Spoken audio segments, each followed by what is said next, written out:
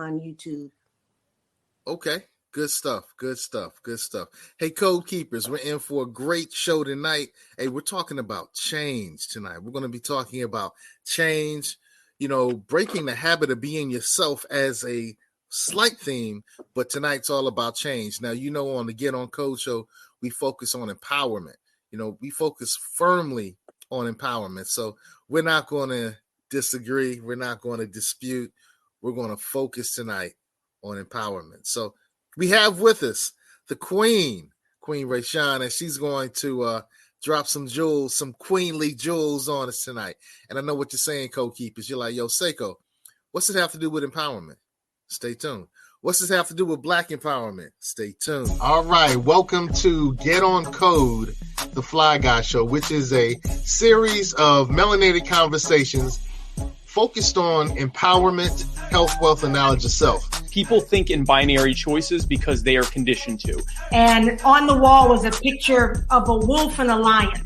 I think the wolf was the Democratic Party, the lion was the Republicans. But the drug trade and all these illegal stuff that people do, that's still economics. It's just that they couldn't do it in a traditional system. We're talking about melanated wealth. So we can build wealth, but we just, for some reason, don't seem to be able to transfer it. You had a great experience. Fine. That means nothing. What were you told as a child about education? You had to be how many times better? Every impression without an expression becomes depression.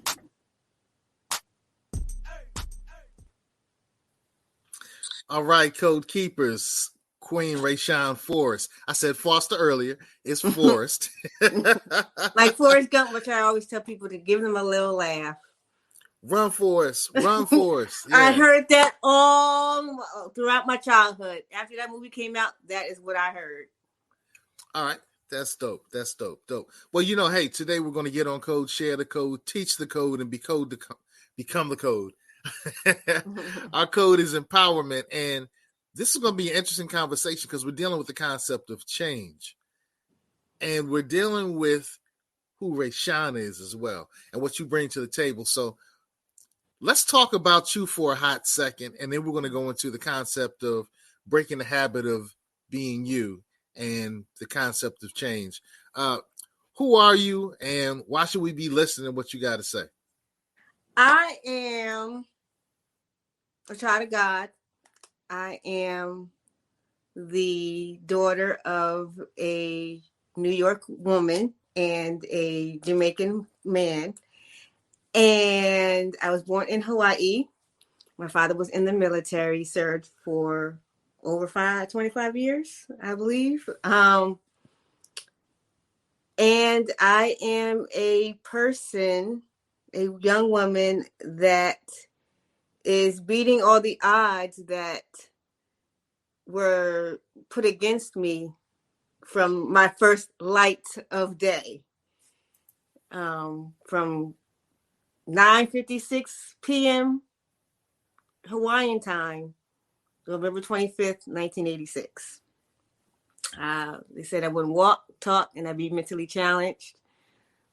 But God, I have proved all that to be wrong. I am a Howard graduate. HU, that's right. Salute HU. So yes. Howard University is the real HU. Hampton University is the better HU. All right. Okay. Okay. I'll let you have that. But yes, that's the only school I applied to. Only school I wanted to go to. And I know that was influenced by the show, A Different World, back in the day. And I love that show, still love the show. Don't watch it as much, but I have sat and watched all 6 seasons in one setting. I have the box set. And it was the catalyst to help me in that journey to get to Howard. Okay. I guess from seeing Debbie Allen's name and her knowing she went to Howard. And then I heard, I don't know how true it is, that it was based off Hillman is based off of, I guess, her experience at Howard, or Howard as a whole, even before she got on board with the production of the show.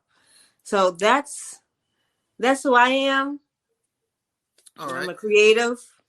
And Code Keepers. You can check her out. Her Instagram. She has some other social media that's popping.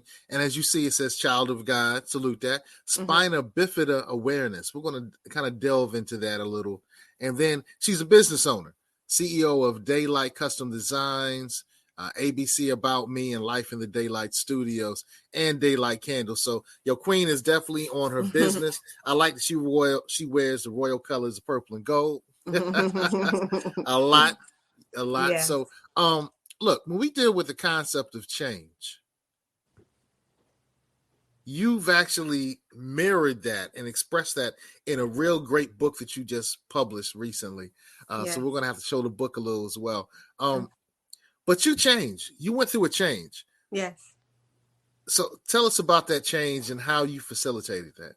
Well, as it says, as Brother Seiko brought up, I was born with spina bifida. In layman's terms, spina bifida, my spine was not fully developed when I was born. So that created some other issues, hydrocephalus, which is water on the brain, and club feet. My feet were turned in when I was born. And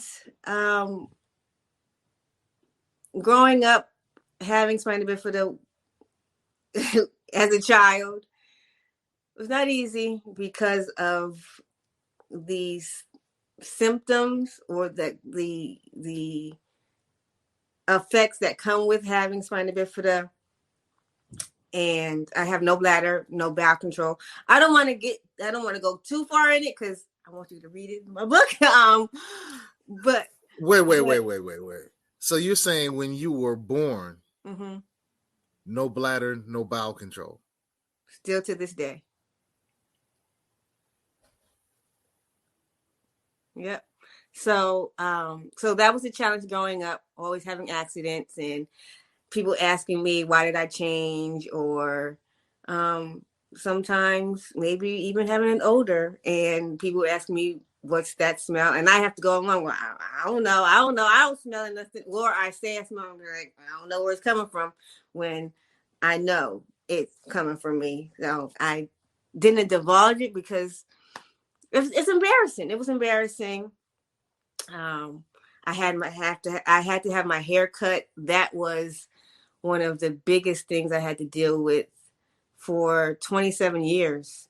I had to deal with the effects of being made fun of having my hair cut as a child, and that staying with me, being made fun of for 27 years. It was 12 years old that I was at church. I don't know what the sermon was about. I don't know what the service was for, but we had a guest preacher, Pastor Frida Parker Smith. She came from John 9. Don't remember her sermon topic. Don't remember what she said, but I just know from that point on, John 9 changed my life and how I looked at my life and how I am a vessel to show God's glory. And yes, I still have my hard times having spina bifida, but if it's for his glory, then okay, I'll take it. I'll take it. Everybody has their cross, intriguing. And that's mine to bear. Everyone has their cross, and that's yours to bear. Intriguing. One of the things that I thought was intriguing about what you just stated was John 9:9. John 9, the whole book. Okay, the whole book. Okay, got you. So for the uninitiated, and there are some who are uninitiated in the way the Bible is set up. Yes. What are you talking about? Can you quote that particular part of scripture? So John 9 is one of the gospels, 4 gospels in the New Testament of the Bible. And in John 9, Jesus and his disciples come upon a blind man And because he's blind, the disciples asked him, did he sin or did his parents sin that he was born blind? God said he did not sin, nor did his parents sin to cause him to be born blind. He was born blind to show the glory of God. And God healed the man. And when I read the part of he was born blind to show God's glory, I was born with Spina Bifida to show God's glory. So that's where I take it. And then in the book, I go through verse by verse. Some chapters are multiple verses, but in the beginning, the first couple of chapters are verse by verse in my interpretation of the book of John 9. Intriguing. I also like how you said it was your cross to bear. Now, Code Keepers, in the last episode, Minister Zumbi and I talked about how the cross, the cave, and the resurrection were really metaphysical stories about you. And so let me bring that conversation back when it comes to the cross. So when we talk about the cross, metaphysically, we're looking at the crossroads, the area where the fire, the air, the earth, and the water all come together and new opportunity happens. So it's intriguing that you say this is your cross to bear. This is your opportunity. This is your new life change to bring into existence. When you bear something, you're bearing a child, you bring something into existence. So, the saying it's your cross to bear gives you an opportunity to bring something into existence. And then I see that pendant on your neck, which is a sun. Yes. Ashe. So it's shining, it's giving off energy, it's giving off life, it's impregnating the earth and giving rise to new opportunities, to new vegetation, to new plants. It's just a beautiful thing. So when I look at it differently than just a theological perspective, I really love the story about this cross that you're bearing. And then that the message in John 9 that, Lazarus, was told that, or, he's saying that it was explained that Lazarus wasn't blind because of a generational curse. Well, the man born blind in the story, in that story, he wasn't given a name. There's no name given for him. Yeah. John, Lazarus, the story of Lazarus being raised, that's in John 11. I kind of mixed it. Right. Yeah, I got my Johns mixed up. My passages mixed up. But I do think that's, and that's another great metaphysical teaching there. Yeah. Because the Bible has so many great teachings. It's not just surface level. And that's one of the things that we talk about on Get on Code, because if our code is empowerment, we need to find that liberation theology. And I was grown up in a family that was raised pretty steeped in liberation theology. So everything that we learned, particularly when it came to the canonized Bible, was how does this free you? So, one of the things that we ask a lot is, how does this lead to empowerment? So Code Keepers, I know we're saying, all right, Seiko, so what's the empowerment message here? And, Queen Rashawn is saying that this was done for the glory of God. This is done to show that good, orderly direction can happen.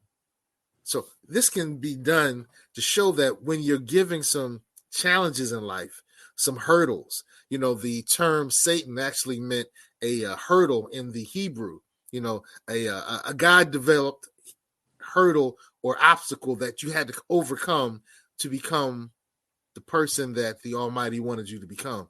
So I look at your story and I'm hearing an empowerment message. I want to make sure that I'm hearing the right empowerment message. So this passage hit you and it empowered you to do what? To not be afraid of my story, to not be afraid to tell my story. It is my favorite story to tell about myself, other than being born in Hawaii. It is. I love telling the story, or telling that I wasn't supposed to walk. I wasn't supposed to talk, and I was supposed to be mentally challenged. And then when people see me walking, they see me talking, and when they find out that I graduated from Howard, be like, "What?" But not it's nothing I did. All glory goes to God. So that's the empowerment. It didn't take me. It took me a little bit longer to get fully accepted, or fully accept everything. Okay. And then there's some things that I think still I have some hangups on as far as it comes to my spina bifida, but not like it was when I was a little girl. There's not many people know when I was growing up. Not many of my peers knew. So having written the book and knowing that one of my peers actually purchased my book at one of my book signings I did, that was the first thing that came. I'm just like, I wonder what he would think after he reads this book and how he would see me. And there's some people that I grew up, that knew me growing up, and they said they would have never known that I was going through some of the things that I put in the book. Because you wouldn't know just by looking at me. You wouldn't know that something was wrong with me. But yeah, I hide it well, and I learned that it's taught me to hide other emotions well. Because it's been a hard 2 years for a lot of us. I say, yeah. The pandemic has been really challenging for all of us. Yes. Yeah. Yeah, and then with doing my vlog that I do, some Tuesdays that I do it, I don't feel like doing it, but then I turn the camera on, gun on, and I'm just like, yo, that's not the same.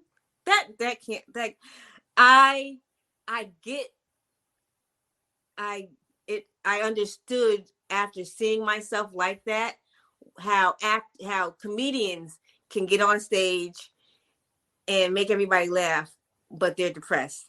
Robin Williams. And a lot of other comedians, I've heard them say that. And it's just like, how? But I understand it now. Because you don't want to let everybody know that something's wrong with you, or you don't want everybody in your business, or you don't want everybody asking you what's wrong. So at first I didn't like it, but that's just, hey, it is what it is. And then this past Wednesday at Bible study, my pastor said it is okay and normal to be sad and grieving and still be happy. And I was just like, okay, okay. I'm not nuts. I'm okay. I'm okay when I see myself, when I'm not having a good day, and then still can get on camera and hide how I really feel, or hide what I'm going through, but still be able to put out positivity sometimes. And sometimes if I'm really heavy, it comes out. What comes up comes out. And sometimes I've cried on camera more than a couple of times. I say, and I think that's the empowerment. You use the term hide. I would simply say work through. Yeah. Right. I mean, you put emotion through your emotion. So even though you were feeling a certain way, you didn't allow that to be a hindrance to doing something glorious. You know, so if I go to your Life in the Daylight channel on YouTube, check it out, Code Keepers, Life in the Daylight Studios on YouTube. You can check out her Testimony Tuesdays and her Life in the Daylight Studio, other conversations, and it's kind of uplifting. You know, if you're a person who's a Christian and you're really evangelical, then I think you really enjoy what Sis brings to the table. I mean, the Queen really drops it. I also like the fact that you said that you weren't going to allow that to be scared anymore, and you were going to kind of share your story. You know, one of the great messages in the canonized Bible is 2 words: fear not. That phrase appears 365 times in the canonized Bible. So look, that's one. Time you can for say every- that. You can say that for every day of the year. Fear not. You get up on Monday, fear not. You get up on Tuesday, fear not. Friday, fear not. Saturday, Sunday, fear not, fear not. So I think that's a really strong message. And the great thing is, even though you might be dealing with a challenge, Code Keepers, fear not. You can accomplish what you will. You've been given the ability to rise above your disability. You've been given the ability to rise above your disability. And I think, sis, you did a great job in your book, on your YouTube channel, and just in general with your story. There's a lot of things that people are ashamed of and they're trying to hide, but now you're no longer hiding. And that's a really grown-up response. That's a really mature response. That's a really empowered response. And that's what Code Keepers, that's what we need to focus on. All of us have some challenge. But interestingly enough, when you put that challenge out in the daylight,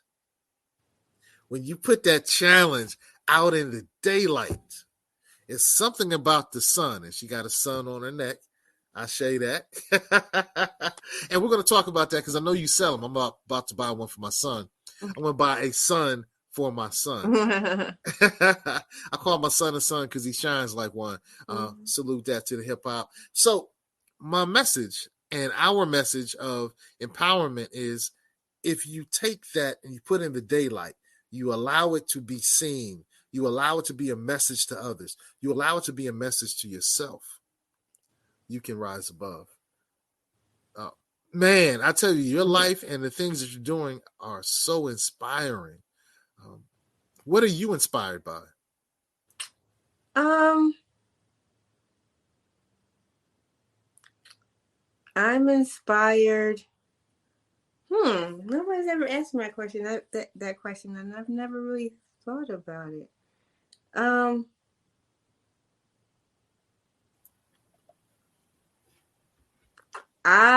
I would say that I inspire myself. I inspire myself because That's dope. I can, and when I have those bad times, when I had those bad times when I was a child, I could have stayed in that. I could have, I have very loving parents, very loving family members growing up, and they never threw my birth defect in my face. They never downed me because of my birth defect. They always uplifted me. I didn't feel, and I still don't feel like I have a birth defect. I don't feel like I have a disability. I just don't go to the bathroom like everybody else normally would, except for those in the Spina Bifida community. So I feel like I inspire myself because I don't let myself stay in the dumps, or I work through, as you said, I work through how I feel, not just with my spina bifida, but with life challenges in general. It's like I said, this last 2 years, it's been very hard. It's been very hard to put on a smiling face, or to not want to do stuff, but you can't stay still. You have to keep moving. You got things you got to do to get what you want. So if you're going to swallow in how you're feeling and what's going on wrong, then you'll never get anything done, and you'll never go anywhere, even though you don't feel like it. Well, let's tap into something that you said. You said you inspire yourself. There's a popular gospel song, and Code Keepers, I'm going to bring up a lot of Christian stuff today because I think that the Spirit is moving me to do so. sometimes you have to speak life to yourself. Mm-hmm. So you said that you inspire yourself. You inspire yourself. Mm-hmm. How do you do that? How can Code Keepers and all of the believers and the followers speak life to themselves? You know, I think it has a base of, well, from how I look at myself, that foundation came, like I said, from my family, from my mother, from my father. My father always called me his princess. So now as an adult, he still does, and so as I'm an adult now, I see myself as a queen, but that came from my father calling me his princess. I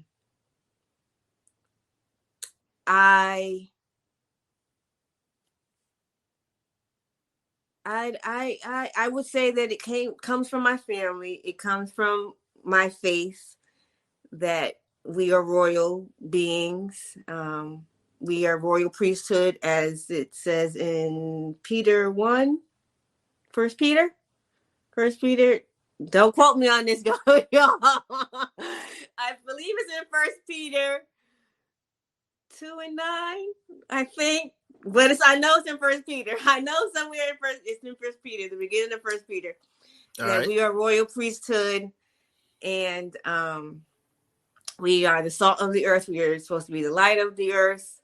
After God, we are made in His image, but we are still sinners. And I try not to be. I know I'm hard on myself, and when I know, or when something doesn't go the way I want it to, or I feel like when something doesn't go the way I thought it was going to go, and I'm like, okay, what did I do to cause this?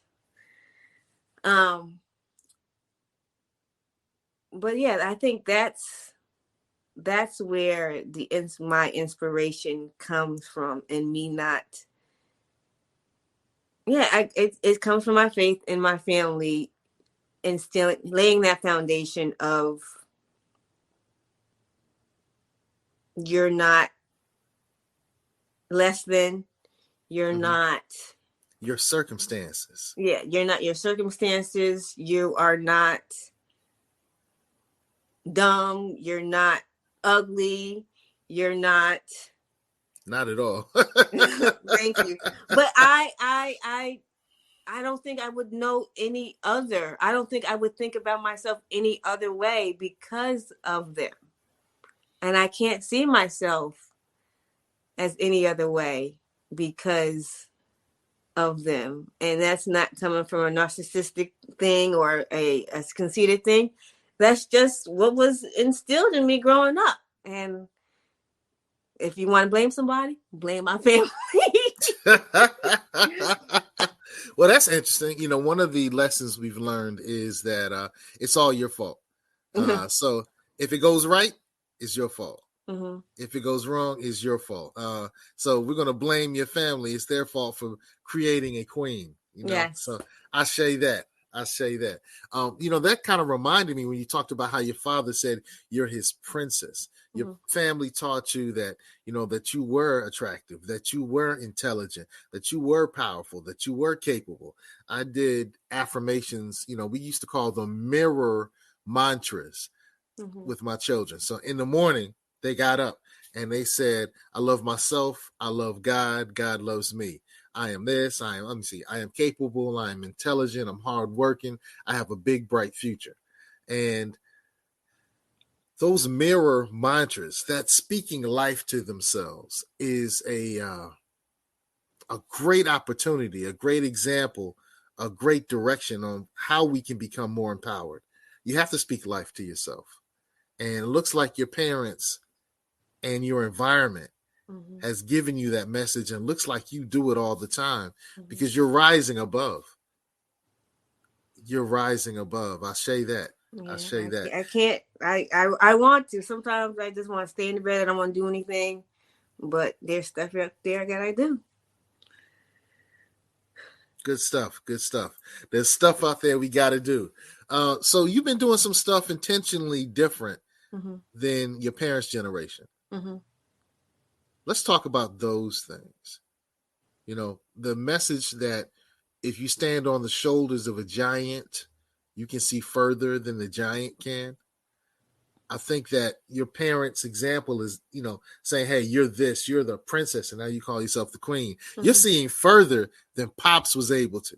Yeah. He saw a princess, but you saw past that.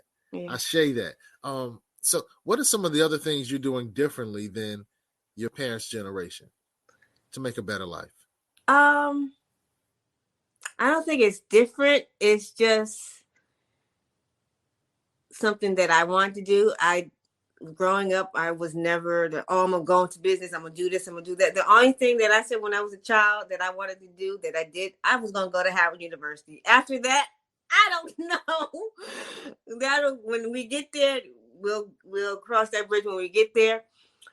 But I was always a creative. So being in production, that brings out your creativity.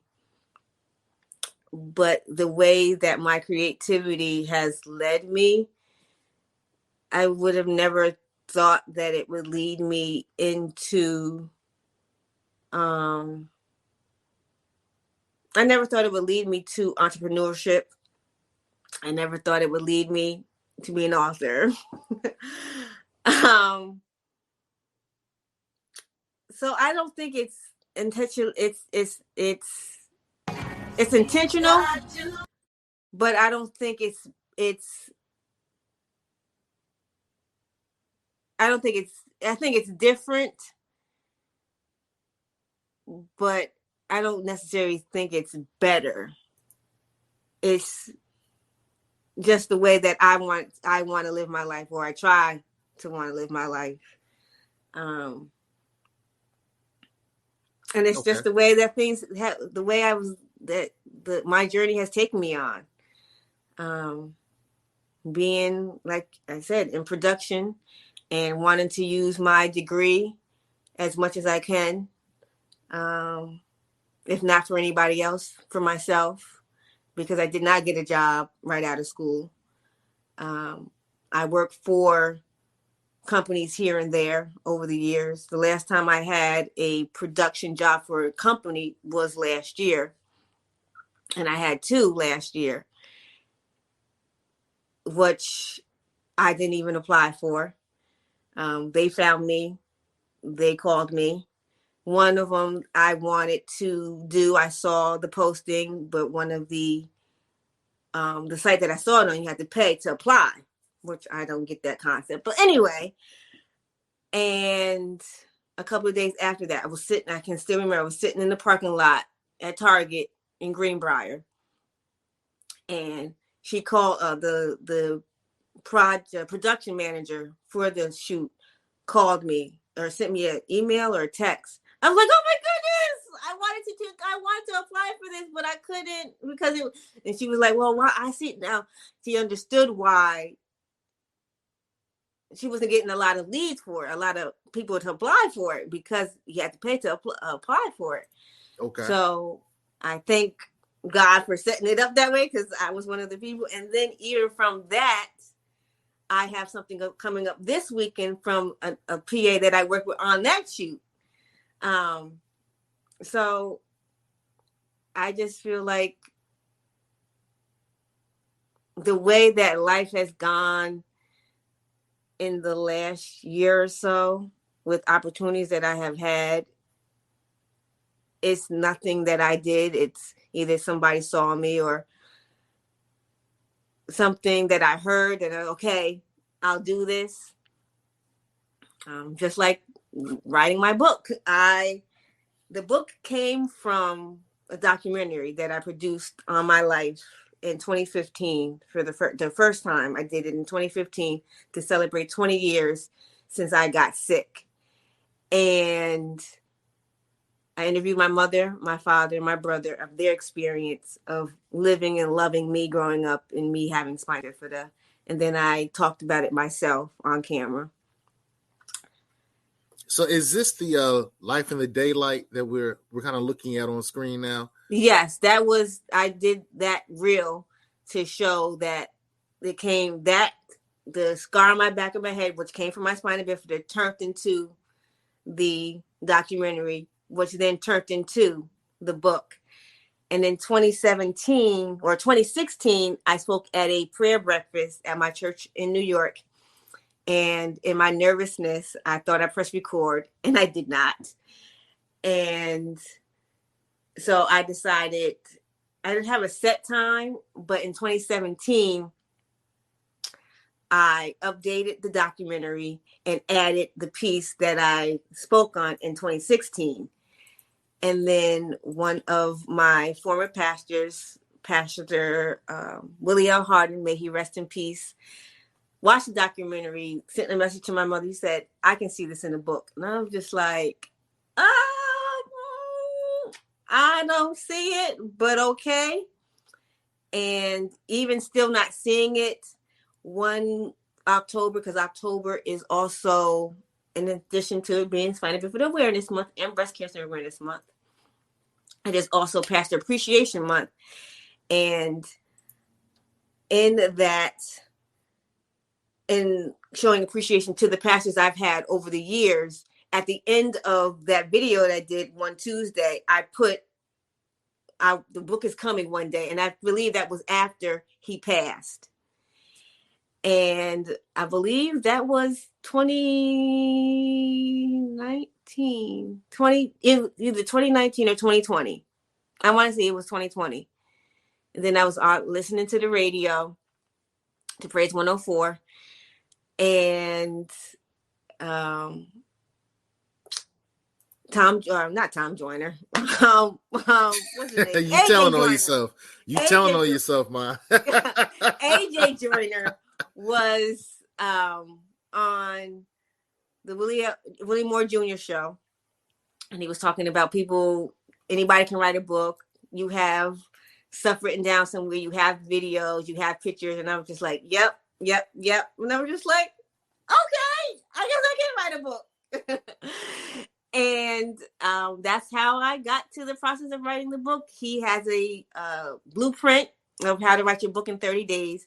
So I got the blueprint, and even before I finished reading his blueprint of how to write, I started writing mine. And it was around the end of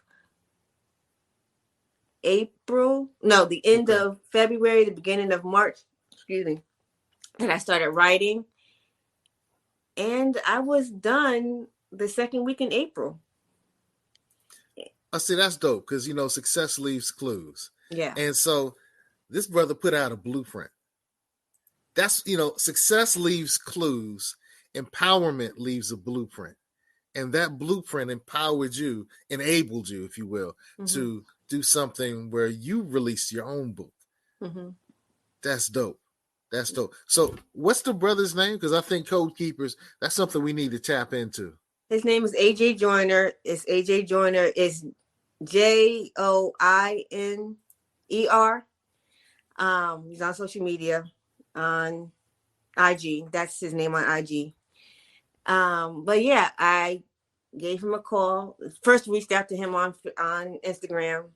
We started communicating. Then I made a call, or we made an appointment for a call. And before we made the call, he was like, okay, so when are we writing this? I'm just like, wait, hold up. I'm not ready, but okay. So we put things into motion, and it was done. It was in its final stages in June of 2021, and I officially released it on August 1st, 2021. All right, so we have Code Keepers, the picture of AJ Joyner, Joiner, and this is his Instagram page, and it looks like software that helps writers become authors. He has software that helps writers become authors. So you say he has a challenge that you I like dude already. Continue social distancing from the mother effers that drain you. I got to say agreed on that one. I'm gonna type in agreed. Agreed indeed. Agreed indeed. That's what I'm gonna put on his social media message. I say that. I like that. I like that. Okay. Make it a daily habit to not let perfectionism stop you from ever getting started. So you said that you weren't ready, but he pushed you over the edge, and now you have a book. I wouldn't say that I wasn't ready. He asked me the question, and he said, okay, I fear some hesitation. What's the hesitation? And it's the financial piece. It was the financial piece, because there is a cost to publish a book. Whether people say you can publish, you can self-publish, but there's still going to be costs with self-publishing. Right. You can write your stuff, and you can just put it out there after you wrote it without having it proofread, without having it edited. You can make your own cover. And I am a one-woman band sometimes when I work. For now. It's a lot. And that would have been a lot. And I tried to do it on my own, but I knew I wanted somebody to look over my stuff, to read it, and to proofread it. And I didn't want so many entities. So I just wanted that one-stop shop. And he was the one that came up when God said it was ready, it was time. And I was able to work with him on some things. We were able to work with each other on some things. All right. Well, I love how he says certain things in life have limits. You don't. So he has some really inspirational stuff on his IG. Yeah, don't assume the worst if someone seems distant. They may be working through something internally. I don't know who needs to hear this, but you deserve all that good-ish. All period of period it. All of it. I love it. Yeah. So this sometimes dude is sometimes his content is kind of cheeky. And sometimes sarcastic, but I get it. All right. So, hey, Atlanta Fish Fry. Okay. So look, Anthony Joyner, AJ Joyner. Mm-hmm. AJ Joyner, you can find his stuff, and look, it looks like he has the blueprint. And so, Code Keepers, we're always looking for the blueprint. And Rayshawn just sent us to the blueprint. Yeah. Somebody on here, somebody who's watching this has a book inside them, and they're waiting for somebody to say, go. Yeah. I don't know what to do. AJ Joyner has the blueprint. Yeah, I was looking at two different companies. One got to me before the other. My pastor, Bishop. Ooh, what did I just speak? Don't get at me, Pastor. Pastor Dwight, his father's bishop. Pastor Dwight S. Riddick II. He has his own publishing company as well. First Step, I believe it's called First Step Publishing, and he helps people publish their books as well. But yeah. Okay, that's dope. Well, once again, Code Keepers, success leaves clues. Sister just dropped a blueprint, so we say thanks to Queen on that. We appreciate that. I have another question. Yes, sir. What is something that needs to change in the world that you are uber passionate about? Well, in my current situation, I think that this housing situation is ridiculous, and these stipulations and the rules and the regulations and the criteria you need to get one of, if not the basic necessity in life, have a roof over your head, in a safe neighborhood, and not have to worry about any other unwanted guests coming into your house, if you get my drift. but the housing situation, it needs to change. We live in Navy town. We live in Navy country. And I think that many of these companies out here know that it's Navy town and know that the Navy personnel, the military personnel, they get the housing allowance in their paycheck. So they jack the prices up. But everybody in Hampton Roads is not in the military. And they want you to make 3 times as much. What? And that's become a hurdle that I have come across for a long period of time, longer than I have ever had in a while, since my times of renting. And I tried, okay, the renting is not working, so let's try to do the home buying realm or journey. Even with that, they want you to be at a job for 2 years, or in the same. Sometimes if they hear that, they were like, okay, if you're not at this job for 2 years, then okay, you're not going to get approved. But the last couple of companies that I have talked to, they've gone as far as, okay, what was your last job in? And if it's in the same genre or industry, then it's okay, you can do that. We let's see where this takes us. Okay. But that's something that I feel like needs to change. I don't feel like, and it's been said, in the richest country, I don't know how true that is, in the richest country in the world, nobody should want for housing or should not be deemed, or not deemed, nobody should be put out, or nobody should be, what's the word I'm looking for? Homeless. Stop. Huh? Nobody should be homeless. Nobody should be nobody wanting. should be homeless. Nobody should have to fight as hard. And there's always I don't know how true it is now, but growing up there was always the joke at if you have 50,000 jobs, or when they find out that I am of Jamaican heritage, oh, your people must have 50,000 jobs. And it's not. I was just saying to myself today in the car, just like, nowadays that's not even a joke. That's reality. That's reality, that you have to have multiple jobs, and it's still not enough. Well, you know what's intriguing is in the canonized Bible, it talks about having 8 streams of income. Mm-hmm. So I see the value in having multiple jobs, because that was having those multiple streams of income. So, in the book of Solomon, when it talks about having multiple streams, 8 or more, starts like 6.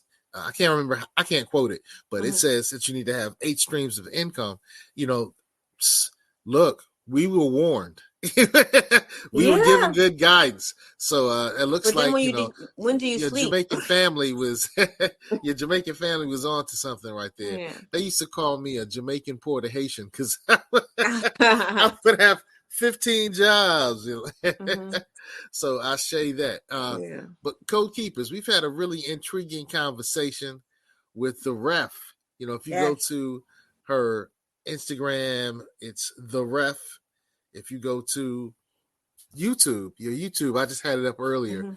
You talk about being the ref, the REF. And I know that's a play on your initials. Right? Yes.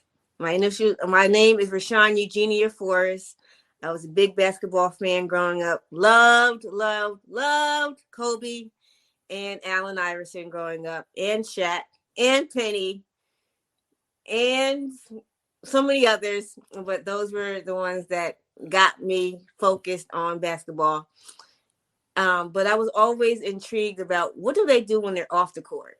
What do they do when they're not on the field? What do they do on the off season? So I came up with another show. Back in 2014 was my first show, Out of Bounds with the Ref. I interviewed a woman who started up a basketball league in the city where I grew up. And I interviewed some of the players that were in the league.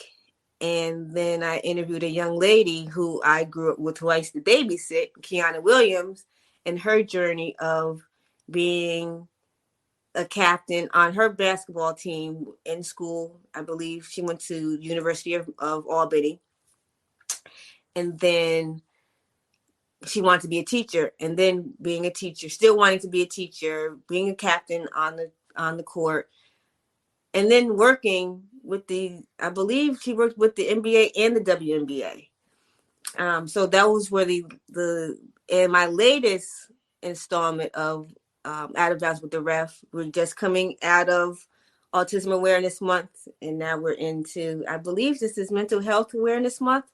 But for Autism Awareness Month last year, I put out an interview that I had with a young man, Joshua Leonard. He is a cartoonist, a character designer, and he has a cartoon that he's working on. It's called Team Supreme, and the main character in that cartoon is autistic.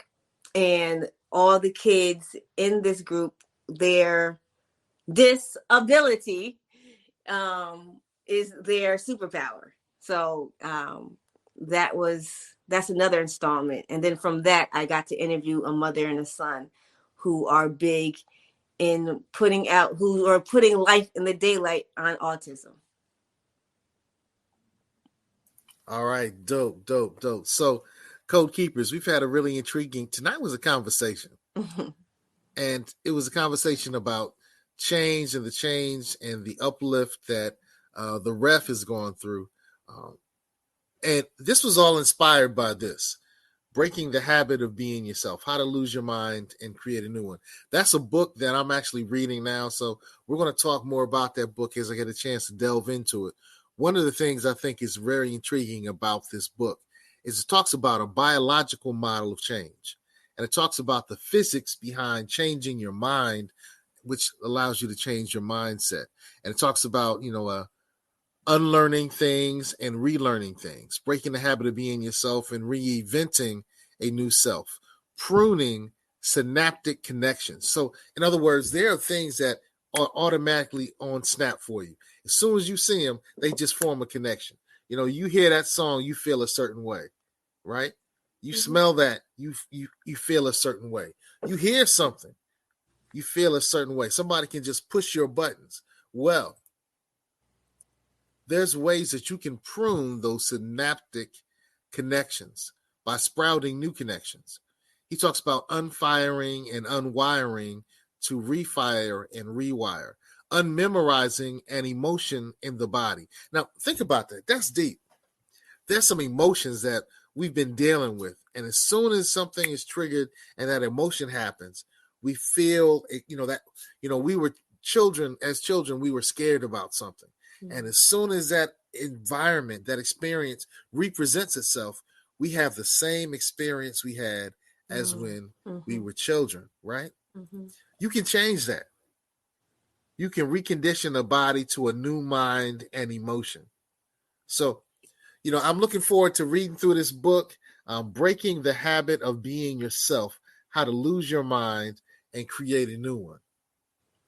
One of the things I love about this book so far, and I just started on it, is you have to move to a new consciousness. When you make up your mind to change, you have to move to a new consciousness.